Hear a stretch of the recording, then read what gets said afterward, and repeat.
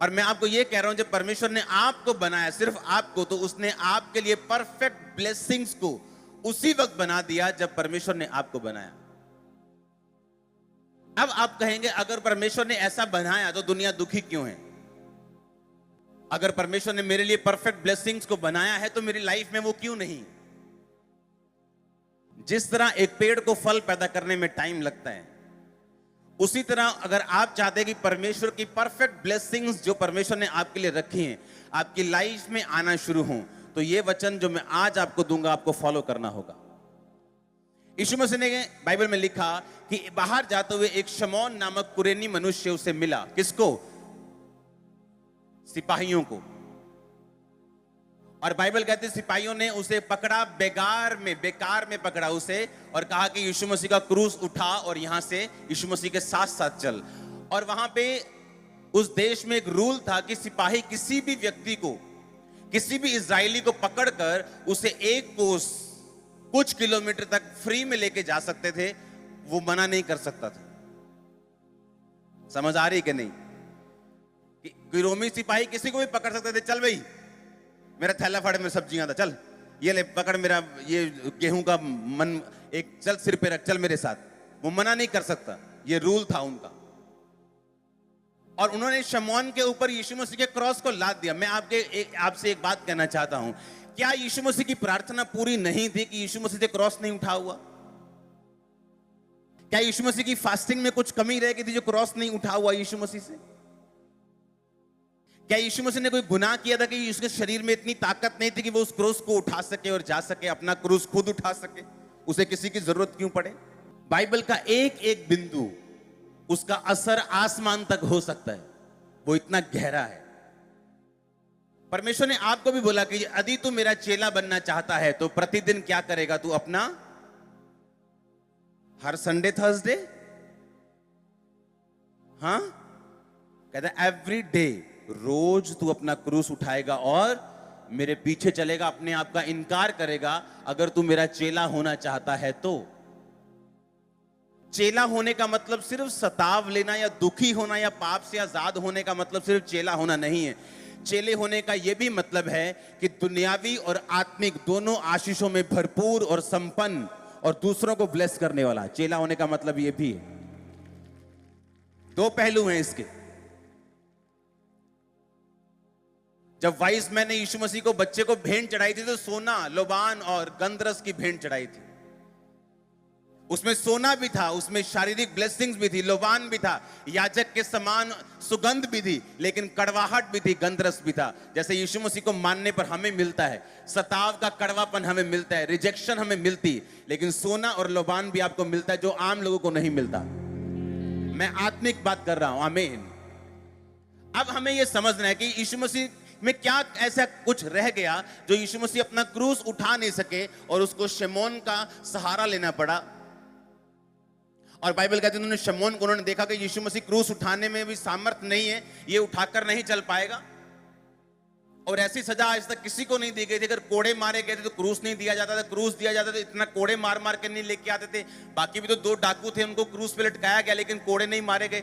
लेकिन यीशु मसीह को इतना सताया गया कि अब उन्होंने देख लिया कि ये क्रूस उठाकर नहीं चल सकता। और रास्ते में शमौन कुरेनी आ रहा था, ओए इधर चल क्रूस उठा चल, और वो मना करेगा तो लॉ के अगेंस्ट है। उसने क्रूस उठाया और वो चल पड़ा। क्यों उसने क्रूस उठाया और क्यों परमेश्वर ने ऐसा अलाउ किया? यहोवा पिता ने क्यों अलाउ किया और जीसस क्राइस्ट ने क्यों अलाउ किया कि वो उसका क्रूस उठाए? आप जब अपने क्रूस को उठा के चलेंगे अपनी लाइफ में, इसीलिए मैं आपको बोलता हूं, अगर आपका आज का वर्ड समझ आ गया, आपकी लाइफ ब्लेस है। जब आप अपनी लाइफ में क्रूस उठा के अपना चलेंगे तो ऐसा समय आएगा कि आपको डिवाइन हेल्पर्स की जरूरत पड़ेगी। आपकी चाहे प्रार्थना 12 घंटे की क्यों नहीं, आपकी फास्टिंग चाहे 40, हर साल आप 40 रोजे रखते हैं, आप हर महीने टाइट देते हैं, आप पवित्रताई में हैं, आप प्रार्थना में हैं, आप परमेश्वर के पास क्लोज होकर, उसके करीब होकर चलते हैं, फिर भी आपको डिवाइन हेल्पर्स की जरूरत है उस डेस्टिनी को, उस बुलाहट को पूरा करने के लिए जो परमेश्वर ने आपको दी है। जब आप अपनी बुलाहट को पूरा कर लेंगे, जिस तरह यीशु मसीह ने अपनी बुलाहट को पूरा किया, क्रूस से अगर नहीं उठाया गया तो कोई और उठा के लास्ट तक क्रूस पे चढ़ाए गए, मारे गए, गाड़े गए, तीसरे दिन मुर्दों में से जी उठे, स्वर्ग पहुंचे, पिता के दाहिने हाथ बैठे, आज हमें और मुझे आपको देख रहे हैं। बाइबल कहती, उसने कहा कि जैसे पिता ने मुझे महिमा दी, मैं तुम्हें महिमा दूंगा। अब जीसस क्राइस्ट जिसको आज दुनिया की तीसरी आबादी, हर दुनिया का तीसरा इंसान यीशु मसीह को मानता है, आज इसलिए मानता है कि वो अपनी असाइनमेंट को, अपने होमवर्क को, अपनी डेस्टिनी को, अपनी बुलाहट को वो पूरा कर सके।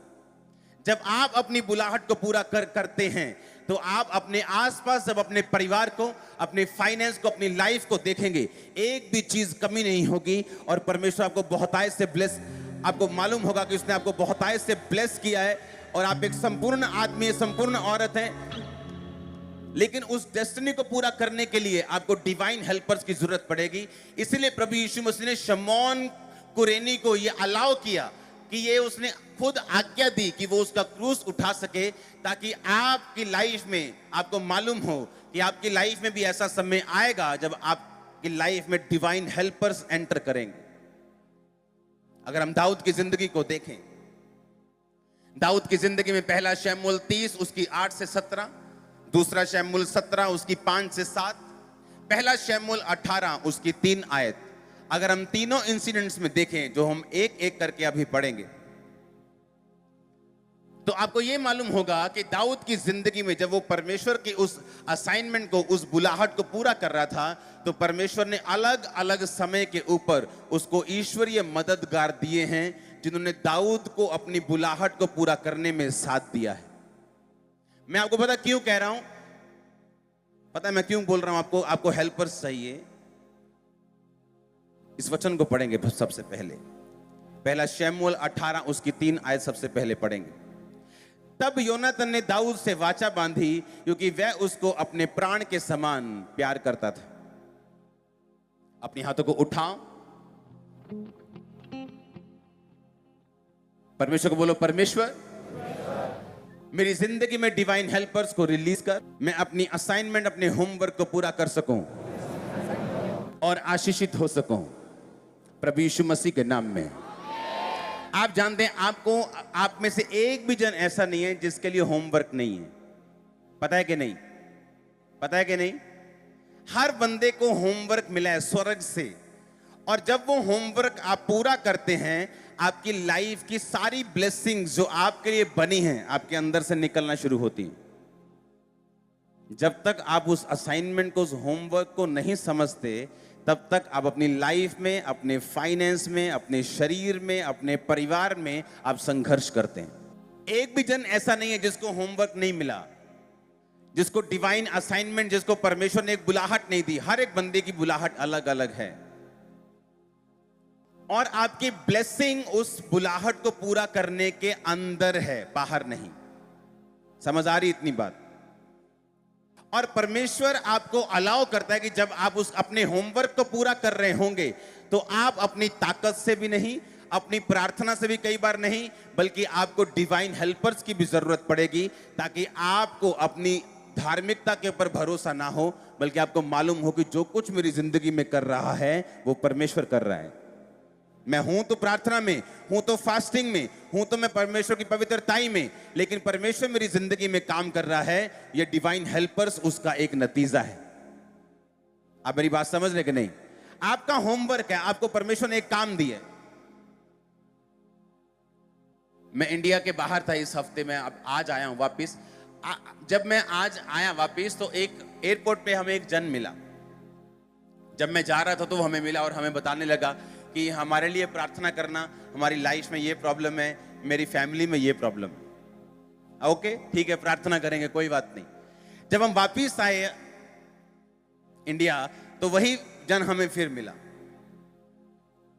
और हम हैंड, वो लगेज लेके नहीं जाते साथ में, हैंड बैग ही होता है, लेकिन हैंड बैग भारे हो गए तो हमको जमा कराने पड़े।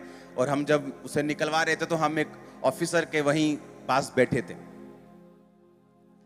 और वही एक एम्प्लॉय आया और ऑफिसर को उसके रिलीजन के हिसाब से, उसके धर्म के हिसाब से उसने ग्रीटिंग दी। जय मसीह की नहीं बोला, उसके हिसाब से बोला कुछ। ओके।